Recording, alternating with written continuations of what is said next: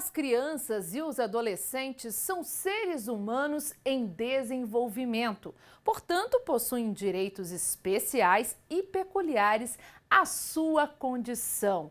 Hoje, no Dia das Crianças, nós vamos falar justamente sobre esses direitos com a especialista em direito familiar, Daniela Vespucci. Olá, doutora Daniela, seja muito bem-vinda novamente. Olá, Estela. Sempre um prazer participar do seu programa. Olha, eu quero saber o seguinte, quais são os principais princípios, e diretrizes do ECA, que é o Estatuto da Criança e do Adolescente? O ECA, como você disse, o Estatuto da Criança e do Adolescente, ele visa o melhor para a criança e para o adolescente. O melhor em que sentido? No sentido da educação, da profissionalização, da escolarização e visa também que essas crianças e adolescentes, ainda seres humanos em desenvolvimento, evitem o caminho da marginalidade. Além disso, outros direitos são assegurados, como, por exemplo, a prioridade absoluta. A prioridade absoluta entraria, por exemplo, no atendimento médico. Então, uma criança na primeira infância, ela necessita de atendimento prioritário, muitas vezes com uma insuficiência respiratória, algo assim, muita gente não sabe. Então, chegou a um hospital com uma criança com algo urgente, pode ir lá na frente e buscar o atendimento rapidamente, porque ela pode vir a óbito rapidamente. Sem dúvida. E quem são, as crianças e os adolescentes à luz do ECA? A criança e o adolescente, elas são definidas pelo critério biológico etário. Então, define-se como criança o ser humano entre 0 e 12 anos incompletos. 0 por quê? Porque ela já tem direitos dentro do ventre da mãe, de ter aí uma assistência durante o pré-natal, durante toda a gestação da mulher. E o adolescente é o ser humano com 12 anos completos até 18 anos incompletos, ou seja, na véspera do aniversário. A partir dos 18 anos, o ser humano ele já recai no Código Penal. Então, se a criança ou adolescente praticar algum ilícito penal, se for criança, existem aí medidas protetivas. E se for adolescente, tanto medidas protetivas como socioeducativas. Para quê? Para restabelecer esse ser humano, para que ele entre no trilho, que ele saia do caminho da marginalidade. Porém, se praticar algum ilícito penal a partir dos 18 anos, aí já recebe a punição dentro do Código Penal. No caso da pensão alimentícia, em caso de divórcio, o direito de convivência com os genitores saudáveis são direitos das crianças e dos adolescentes, Exato, são direitos. Muita gente pensa que a genitora ou o genitor, quem recebe a pensão e quem paga, que é somente entre eles. E não é um direito da criança. Então, muitas mulheres, quando eu converso, quando eu efetuo uma consulta, não, eu não quero pedir nada, eu não preciso de nada.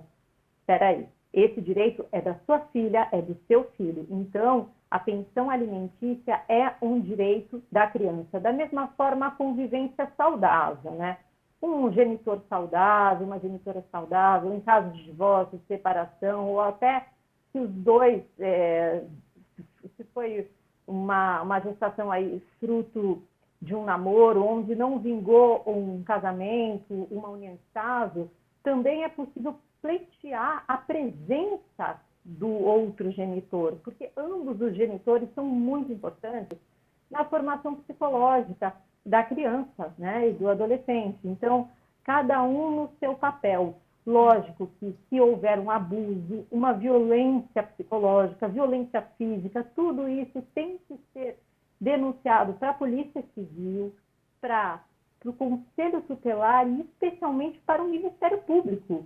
Então, até mesmo um vizinho, uma pessoa próxima que perceba uma situação de agressão, de negligência dentro de um lar que tem a criança, ele pode gravar essa situação juntar testemunhas e levar isso ao Conselho Tutelar mais próximo, ao Ministério Público e até a delegacia, porque nós temos muitos desfechos dessas situações.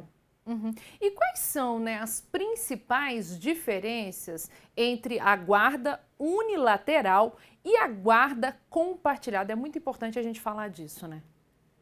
Exato.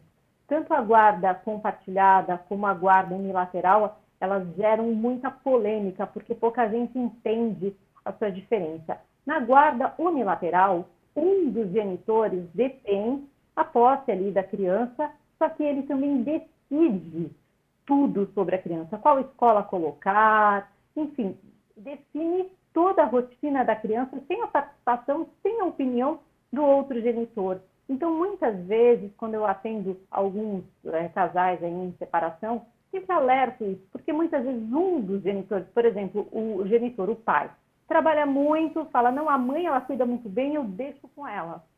Só que não precisa saber que ele não terá qualquer poder de decisão, ele não poderá optar qual escola, não poderá optar sobre a rotina, sobre esportes. Então, isso gera aí um perigo. E a guarda compartilhada,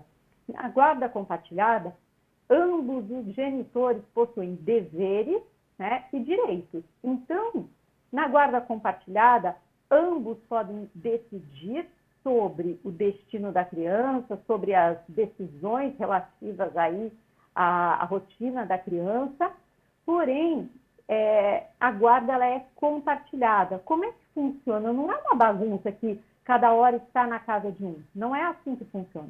Geralmente, no acordo, nós colocamos da seguinte forma, no acordo ou na sentença com a participação do Ministério Público. No acordo ou na sentença, define-se uma guarda física. A guarda física é um local de residência. Então, por exemplo, na casa da mãe, né? Principalmente na primeira infância, que a criança tem essa ligação muito forte materna, né? Então, é definido dessa forma a guarda física na casa da mãe.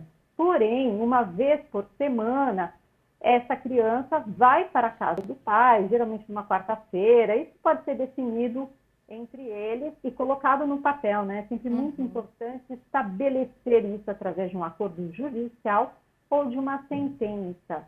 E depois, finais de semana alternados. E, Celo, o que eu acho mais importante falar, que eu sempre alerto todos os meus clientes, é o seguinte: nenhum acordo, nenhuma sentença conseguirá prever diversas situações. Um aniversário de uma tia, uma situação onde um fica doente, ou tem um evento que queira levar a criança, ou precise deixar com outro genitor. Então, nas relações de família, especialmente quando existem crianças e adolescentes, é muito importante o bom senso, né? Então, independentemente do problema do casal, é muito importante que eles estejam abertos a essa conciliação necessária se aparecer alguma situação, e geralmente aparece, porque, como eu te disse, o acordo não consegue prever todas as situações. O aniversário da tia, da avó, da bisavó, não dá, né? Então, geralmente é um acordo genérico com uma sentença genérica. Então, é muito importante deixar claro que, na guarda compartilhada, ambos os genitores possuem poder de decisão sobre a criança. Na guarda unilateral não existe, somente quem detém. Então, isso é muito importante saber, né? Para que depois, lá na frente, não seja surpreendido com alguma questão, algum embaraço, né?